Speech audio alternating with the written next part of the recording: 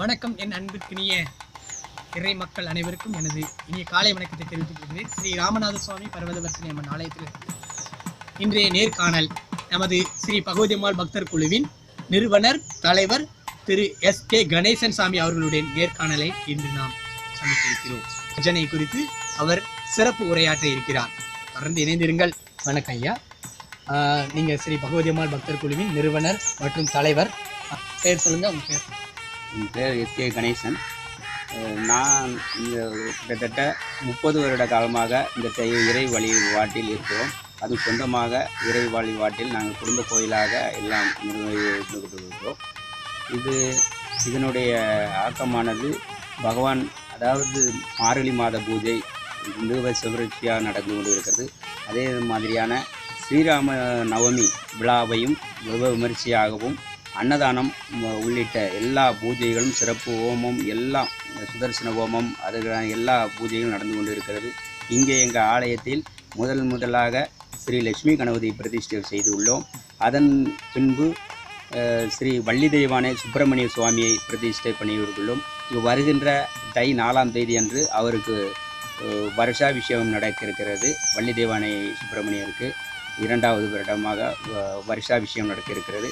இதனைத் தொடர்ந்து எங்களுடைய கோயிலினுடைய விரிவாக்கத்தின் அடிப்படையில் சிவன் பார்வதி, ஆஞ்சநேயர் சுவாமி மற்றும் பைரவர் எல்லாம் மிக விரைவில் இன்னும் ஓரிரு மாதங்களில் பிரதிஷ்டை செய்ய இருக்கிறோம்.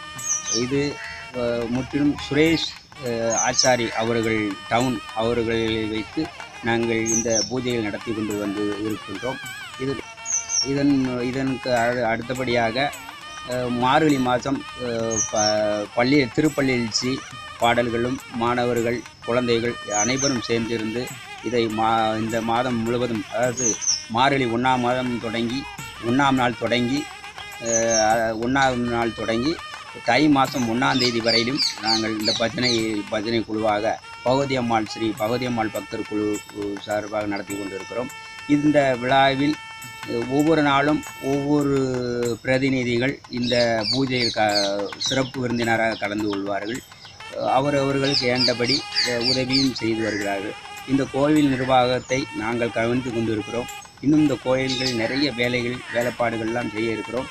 சிலைகளெல்லாம் இங்கே எல்லாம் நெல்லுக்குள் நாங்கள் வைத்து 40 நாளைக்கு மேல் ஆகிவிட்டது.